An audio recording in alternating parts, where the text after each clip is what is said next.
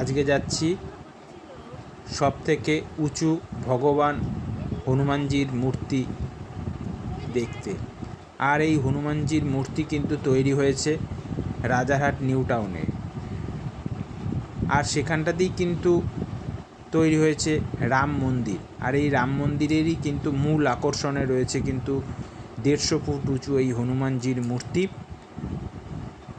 আর এই রাজারহাট নিউ টাউনের এই রাস্তাটা কিন্তু একদমই সেখানকার গ্রাম অঞ্চল, যেটা সুলঙ্গুড়ি নাম, সেই রাস্তা দিয়েই কিন্তু ধীরে ধীরে হেঁটে চলেছি। আর সেখানটাতে রয়েছে একটা গেম পয়েন্ট। এখানকার ফ্ল্যাটের যে সমস্ত ছেলেরা রয়েছে তারা এখানটাতে তাদের খেলার জন্য ব্যবস্থা করা রয়েছে। আর রাজারহাট নিউ টাউনের এই ফাঁকা ধুধু জমি, যেটা হিডকোর আন্ডারের পড়ছে, এখনও পর্যন্ত কিন্তু প্রচুর পরিমাণে ফাঁকা জমি পড়ে রয়েছে এবং কনস্ট্রাকশানের এখনও কাজ চলছে। আর সেখান থেকে কিন্তু ধীরে ধীরে দেখতে পাচ্ছি সবথেকে উঁচু এই হনুমানজির মূর্তি। আর পাশেই রয়েছে কিন্তু রাম মন্দির। আর এই হনুমানজির মূর্তি দর্শন করতে কিন্তু প্রচুর পরিমাণে ভক্ত কিন্তু প্রতিদিন এখানটাতে আসে। তাই আমরাও ধীরে ধীরে এসে উপস্থিত হলাম এই হনুমানজির মূর্তির সামনে। আর এটাই হলো রাম মন্দির, যেটি নিউ টাউনের রাম মন্দির নামে পরিচয় পেয়েছে। আর এই রাম মন্দিরে ধীরে ধীরে ঢুকছি। প্রচুর পরিমাণে কিন্তু চড়াই পাখির কিচিমিচি ডাকে কিন্তু ভরিয়ে তুলেছে এই হনুমানজির মূর্তির এই প্রাঙ্গণ। প্রচুর দর্শনার্থী প্রতিদিন কিন্তু আসছে হনুমানজির দর্শন করতে এবং ভক্তের সমাগমে কিন্তু ভরে উঠেছে এই মন্দির চত্বর।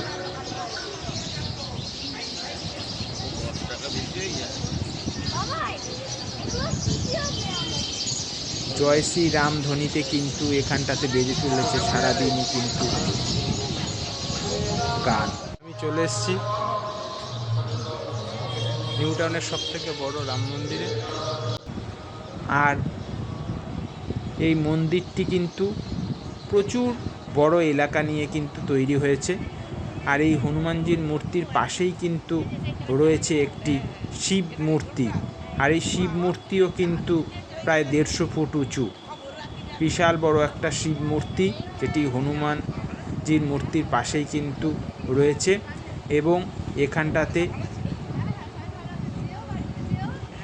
বিভিন্ন দেবদেবীর মূর্তি থেকে আরম্ভ করে শুরু করে প্রচুর পরিমাণে দেবদেবীর মূর্তি এখানটাতে রয়েছে।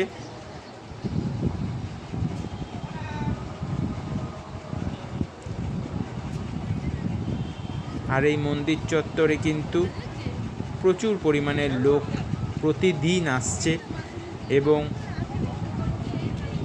ভক্তের এত সমাগম দেখে সত্যি ভালো লাগলো। আমি চলে গেছিলাম ঠিক সন্ধ্যাবেলায়। আর এই সন্ধ্যাবেলাতেও যে এত লোকের সমাগম, সেটা কিন্তু সত্যি আমার কাছে অবাক লাগলো। এত লোক এখানটাতে 150 ফুট উঁচু শিব মূর্তি। আর এই শিব মূর্তির পাশে কিন্তু রয়েছে দুটো জলাধার। জলাধারের মধ্যে কিন্তু মাছ রয়েছে। যেহেতু রাতে হয়ে গিয়েছে, ফলে সন্ধ্যা নেমে এসছে, ফলে মাছগুলো অতটা ভালো দেখা যাচ্ছে না আলোতে। যারা দর্শনার্থী বা ভক্তবৃন্দ তাদের কিন্তু জিজ্ঞাসা করলাম, এই মন্দিরে মাঝে মাঝেই কিন্তু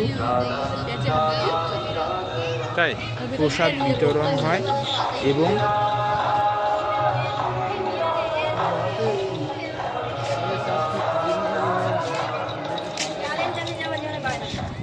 পুজো পাঠ প্রতিদিনই চলে। রাম সীতার মূর্তি এখানটাতে স্থাপিত হয়ে গেছে এবং এই হনুমানজির মূর্তি এতটাই উঁচু যে আপনি যদি সেটি দেখতে থাকেন তাহলে কিন্তু আপনাকে আর এমনভাবে উঁচু করতে হবে যে আপনার হাড় ব্যথা হয়ে যেতে পারে, এতটাই উঁচু এই মূর্তি।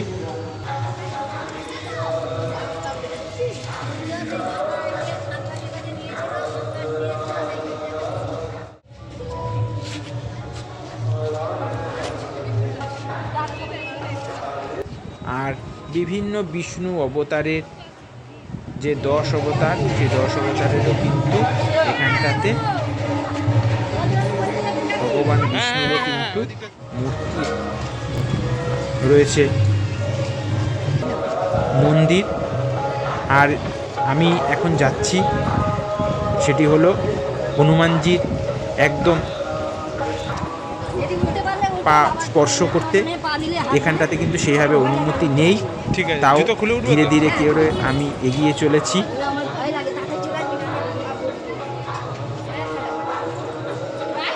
এখন যাচ্ছি হনুমানজির চরণ স্পর্শ করতে, হনুমানজির চরণ স্পর্শ করতে উঠছি।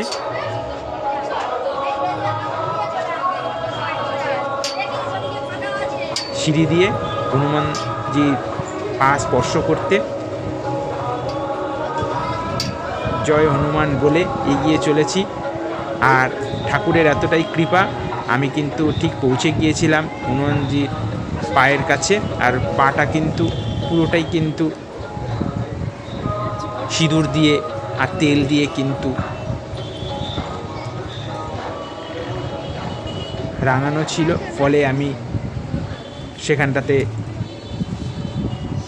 পদস্পর্শ করে সেখানটাতে কিন্তু প্রণাম করলাম। মন ভরে গেল এই হনুমানজির এই পা স্পর্শ করে প্রণাম করাতে। এখানটাতে আসতে পারবো আমি সত্যি ভাবতে পারিনি, অনেক ভাগ্য করেই কিন্তু এখানটাতে এসে পৌঁছেছিলাম। আমার পরবর্তী ব্লগে থাকবে রাম মন্দির নিউ টাউন।